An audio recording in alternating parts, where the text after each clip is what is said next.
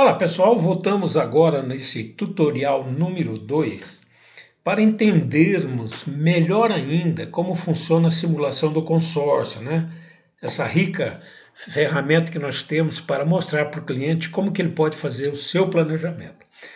Agora nós estamos falando aqui num grupo de consórcio de 150 meses e aqui, não sei se vocês observaram na planilha 36, de que as ilustrações aqui elas estão dentro praticamente dos grupos, né, que são utilizados para a prestação de serviços, né, para serviços. E essa de 150 meses que nós vamos utilizar aqui, ela está dentro de os grupos, né, geralmente dos grupos com esse prazo de grupos que fazem a formação para a compra de imóveis, ok? Bem, e aqui nós vamos fazer o seguinte, nós vamos repetir tudo que nós fizemos na planilha do vídeo número 1 de 36 meses, só vamos mudar aqui os valores. Então vamos aqui numa carta de crédito inicial de 200 mil, que agora nós estamos falando em um consórcio de imóvel, né? Aqui a taxa administrativa, a gente colocou 14 em 36, como aqui o prazo é longo e é imóvel, vamos colocar aqui uma taxa que é muito encontrada nos planos, que é de 25%, né? Ela gira em torno de 20%, 25%. De fundo de reserva, e aqui já entra seguro, né? Com certeza você vai encontrar grupos que vão obrigar o seu cliente a fazer a contratação do seguro. Vamos colocar um seguro médio aqui, que é 0,040 de taxa. E aqui nós temos já o cálculo do total da dívida. Nós vamos começar com uma carta, né, de crédito de 200 mil, em 150 meses, estamos aqui acumulando uma dívida, né, inicial de 267,120, ou seja, eu já começo devendo 267,120. Aqui, como eu falei no primeiro vídeo, nós dividimos por ano, parcelas de 12. Aqui a parcela já calculada com as taxas mais a taxa de seguro. Observe que aqui, olha, muita gente calcula aqui, ó, 25 mais 1% são 26,040. Não é bem assim, porque o cálculo do seguro prestamista, ele é calculado em cima do valor total da dívida e dividido por parcelas. Então aqui o seguro, a taxa administrativa, o fundo de reserva e o seguro deu uma taxa de 33,56% em cima de 150 meses, ok? Bom, feito isso, a planilha calculou o preço de todas as parcelas. Aqui nós estamos vendo ela sem o reajuste. O total que vai ser pago anual, eu não quero ser repetitivo, né, que nós passamos todas as informações no vídeo número 1, os pagamentos acumulados, as parcelas vencendo, que vão reduzindo, a carta de crédito ela será lançada aqui, e aqui o custo efetivo total inicial, que é os 33,56 que estamos vendo aqui no nosso lado esquerdo. E aqui começa a brincadeira dentro de um prazo maior, né? Então vamos supor, aqui já o reajuste ele é calculado muito em cima, né, do Índice Nacional da Construção Civil, que é o famoso INCC. E vamos supor que a média, né, a previsão para os próximos anos, né, desses mais de 10 anos de parcelamento, né, de 150 meses, ele vai ter um reajuste médio na construção, vamos supor, de 10%, vamos colocar 10% de taxa de INCC. E vamos colocar isso aí como média desses anos, então nós vamos repetir em todos os meses 10%. Vamos ver o que vai acontecer e mostrar para o cliente como vai ficar a situação dele. Então ele vai começar pagando uma parcela de 1.780, reajuste de 10, reajuste de 10, 10, 10, 10. Ele começa com 1.780 e vai terminar pagando uma parcela mensal de 5.588,91. Aqui eu vou chamar a atenção de vocês, que é aqui que várias pessoas que defendem o financiamento, eles jogam muito isso no mercado, né, para as pessoas, de que o consórcio de imóvel não vale a pena. Por quê? Porque você sai de uma parcela de 1.780 e vai para 5.588,91 em função dos 10% de acréscimo. Eu estou chutando alto aqui, tá? Que é de propósito mesmo para vocês verem o impacto que vai dar dentro das parcelas. Porém, observem na carta de crédito. que começou com 200 mil, que foi o início da contratação, e ela está terminando com 627.685. Ou seja, ele vai pagar uma parcela no último ano, né? Praticamente nos dois últimos, né? Né? O último ano cheio e 6 meses aqui, ele vai pagar mais de 5 mil reais de parcela. Porém, ele vai pegar uma carta de crédito atualizada de 627, né? 685,68 centavos. Observem aqui o custo efetivo total. Ele saiu de 33,56 aqui no inicial, ele foi caindo em cima daqueles cálculos que nós ensinamos no vídeo número 1, foi caindo, ao ponto de ficar 21,85 negativo. Observem bem, essa pessoa, apesar de todos esses aumentos de parcela, vai terminar os 150 meses pagando um total de R$ 490.507,07 e vai pegar uma carta de crédito de 627, ou seja, ele paga menos de 500 e pega uma carta com mais de 600 mil.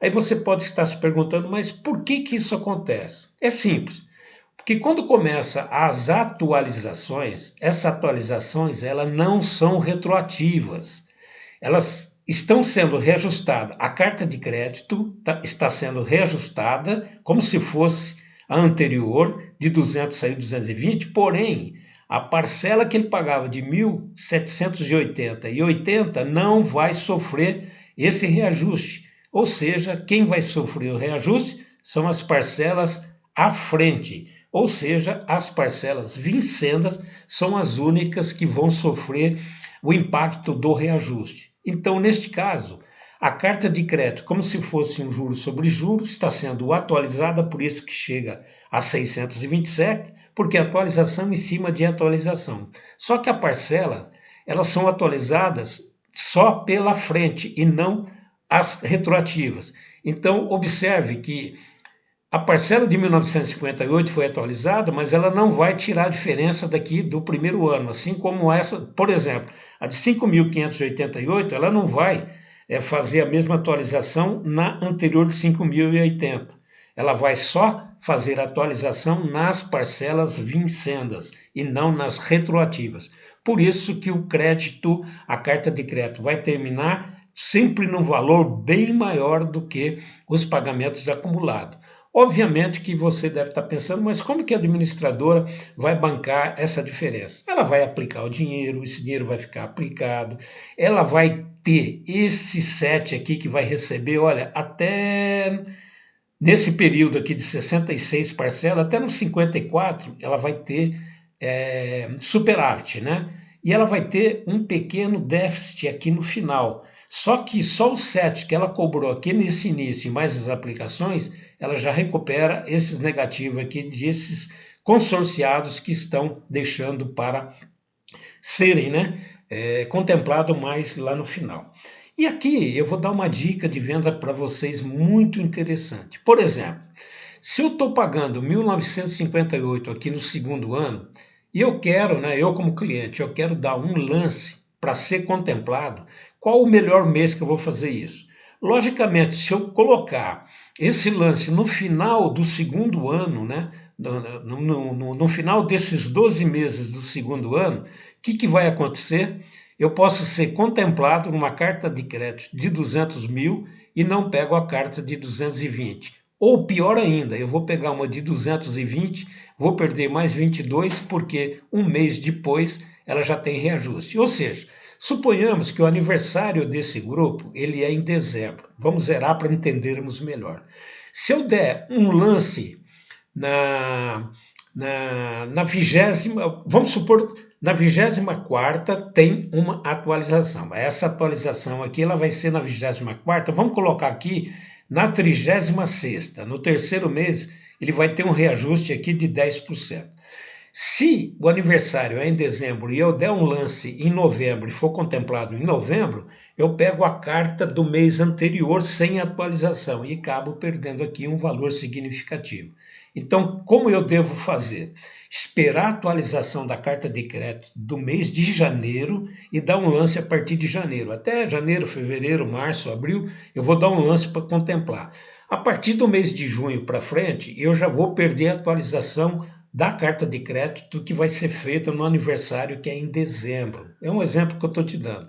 Então, oriente o cliente para fazer sempre os lances mais pesados para contemplação depois, um mês, 2 meses ou 3 meses depois da última atualização, para ele justamente pegar uma carta de crédito mais atualizada. E aí, uma coisa que eu vou chamar a atenção é que todo mundo vai pagar os 490 e 507,07.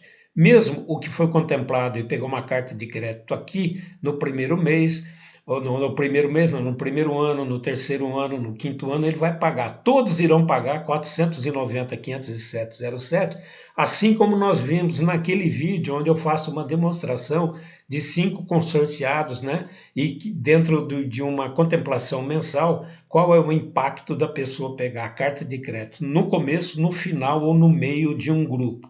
Então isso funciona dentro desse simulador e você pode ver o impacto do CEP e você tem também o impacto da carta de crédito atualizada. Os cálculos, né, do custo efetivo total é igual ao que nós vimos lá no nosso vídeo número 1, naquele grupo de 36 meses. Então, se você ficou com alguma dúvida com relação ao cálculo, tanto do reajuste quanto do SET, é só você voltar aqui na planilha dos 36, né, do plano de 36 meses e tirar as suas dívidas, ok?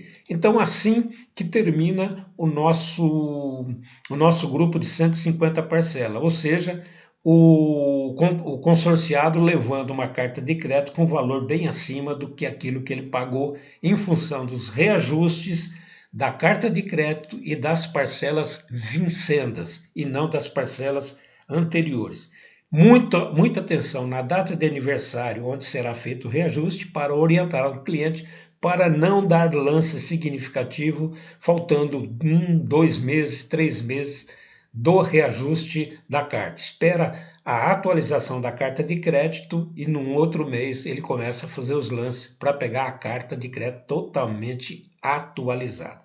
Então, pessoal, é assim que funciona a simulação, né? Os simuladores de consórcio você pode utilizar de acordo com os prazos que estão no rodapé e fazer bastante simulações para você aprender, pegar a calculadora, conferir os cálculos para você entender melhor na prática como funciona o processo de pagamentos de parcelas e atualização de cartas de crédito, ok?